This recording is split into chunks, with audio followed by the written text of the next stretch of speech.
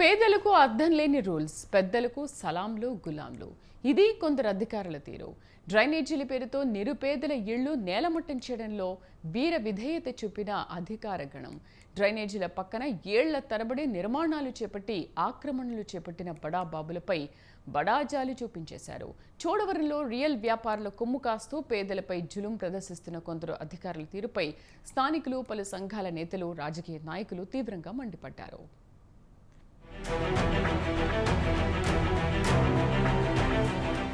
అనకాపల్లి జిల్లా చోడవరం నియోజకవర్గంలో కొందరు అధికారులు ప్రవర్తిస్తున్న తీరుపై సర్వత్రా నిరసనలు వ్యక్తమవుతున్నాయి. పబ్లిక్ డ్రైనేజ్ల మీద బిల్డింగ్లు, ఇల్లు కట్టేసే బడాబాబులకు ఆముడు దూరంలో ఉండే అధికారులు దశాబ్దాలుగా నివాసం ఉంటున్న పేద ప్రజల ఇళ్లను ఆ సాకు ఈ సాకు చూపించి కూల్చివేసేస్తున్నారు. తాగేసి జనాన్ని కూడబెట్టేసి శుభ్రంగా తలుపులు తన్నేసి ఇంట్లోకి వచ్చేసి అందరినీ కొట్టారు కూడానండి. కొట్టేసి అందరూ ఈడ్చేసి ఈ సామాన్లు తడిసి సగం సామాన్లు ఎట్టుకెళ్ళిపోయారండి. మా గతి ఏంటండి, ఎండలో ఏడుస్తున్నాం, ఇక్కడ టెంట్ కింద ఉన్నాం. ఏం చేయాలో ఏమో ఆలోచించాలో మాకు తెలియలేదు. మరి మీ పెద్దలు ఏం చేస్తారో చెయ్యండి. ఏదో ఓ గౌరవ అధికారి అనుకున్నాం, కానీ తెల్లవారుజామున 3 గంటలకు 2 జేసీబీలతో తయారై తమ ఇల్లు నేలమట్టం చేసే రాక్షస ప్రవృత్తి ఉన్న అధికారి అనుకోలేదని స్థానికులు వాపోతున్నారు. తమ బతుకులు రోడ్డు మీదకు తెచ్చిన అధికారిపై చర్యలు తీసుకోవాలని, తమకు న్యాయం జరిగే వరకు ఇక్కడ దీక్ష చేస్తామని అధికారులు భీష్మించుకున్నారు. 3 రోజుల నుంచి ఒక పేద, ఎందుకంటే ఒక ఆడవాళ్ళు ఉంటున్న ఇంటిని దౌర్జన్యంగా లోకల్ నాయకులు ప్రమేయం లేకుండా ఏది జరగదు. ఇక్కడ రోడ్డు మీద చూడండి, ఆడవాళ్ళు, ఈ అబ్బాయి బ్లైండ్ అబ్బాయి. అధికారులు పేదలపై దుశ్చర్యకు పాల్పడ్డారని సిపిఐ నేతలు, మహిళా సంఘాల సభ్యులు మండిపడ్డారు. చోడవరంలో ప్రభుత్వ పంచాయతీ స్థలాలు, రోడ్లు, డ్రైనేజ్లు, పాత చెరువును దర్జాగా కబ్జా చేసిన బడాబాబులపై అధికారులు ఏ చర్యలు తీసుకోలేదని జిల్లా సిపిఐ కార్యవర్గ సభ్యుడు, ఏపీ రైతు సంఘం జిల్లా ప్రధాన కార్యదర్శి రెడ్డిపల్లి అప్పలరాజు ఆగ్రహం వ్యక్తం చేశారు. బడాబాబులకు గులాం చేస్తూ పేదలపై జులుం ప్రదర్శిస్తున్నారని, పేదల నివాసాలపై దృష్టి పెట్టి కూల్చివేతలకు పాల్పడుతున్నారని విమర్శించారు. అర్థం లేని రూల్స్ తో పేదల ఇల్లు కూల్స్తే ఊరుకోనేది లేదని మహిళా సంఘాల నేతలు హెచ్చరించారు. తెల్లవారుజాము 3:30-4 ఈ టైంలో వచ్చి దౌర్జన్యంగా బీవో గారు పెద్దోళ్ళు, చిన్నోళ్ళు, ముసలోళ్ళు, గుడ్డోళ్ళు ఏమి చూడకుండా బయటకు లాగేశారండి.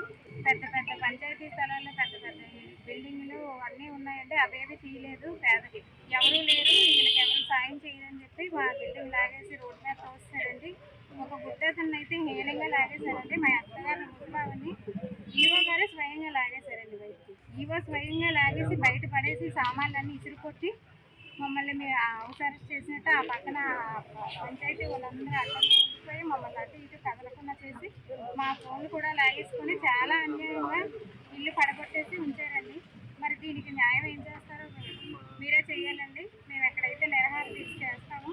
పంచాయతీరాజ్, రెవెన్యూ అధికారులకు, అధికార ప్రజాప్రతినిధులకు దమ్ముంటే చోడవరంలో కబ్జాలకు పాల్పడ్డ బడాబాబులపై తగిన చర్యలు తీసుకోవాలని డిమాండ్ చేశారు. చోడవరం మేజర్ పంచాయతీలో సుమారు 280 పైగా పంచాయతీ స్థలాలు కబ్జాకు గురయ్యాయని సిపిఐ నేతలు తెలిపారు. అధికార ప్రతిపక్ష నేతలు అండదండలతో రెవెన్యూ సర్వే నంబర్ 82లోని పాత చెరువు కబ్జాకు గురైందని అన్నారు. ఎండోమెంట్, ఆర్టీసీ, పంచాయతీ, రెవెన్యూ అధికారులు ఈ పాపపు పనిలో భాగస్వామ్యం అయ్యారన్నారు. అనాథరైజ్డ్గా ఎటువంటి ప్లాన్ లేకపోయినా లేఅవుట్లు అప్రూవల్ కానీ కూడా కన్స్ట్రక్షన్ చేసిన అధికారులు పట్టించుకోలేని పరిస్థితి ఉంది. అదే పద్ధతిలో పంచాయతీ గ్రామ కంటాల్లో కూడా పెద్ద పెద్ద బడా భూస్వాములు, మరి పెద్ద ఎత్తున రియల్ ఎస్టేట్ వ్యాపారస్తులు మరి అపార్ట్మెంట్లు కట్టి కమర్షియల్ వ్యాపారం చేసుకుంటున్నా సరే అధికారులు ఎటువంటి స్పందన లేకుండా ఈరోజు ఏదైతే పేదోళ్ళు మాత్రం పేదోళ్ళు ఇల్లు కట్టుకుంటే, సామాను గుడిసెలు కట్టుకుంటే పడగొట్టే పరిస్థితి ఏర్పడతా ఉంది.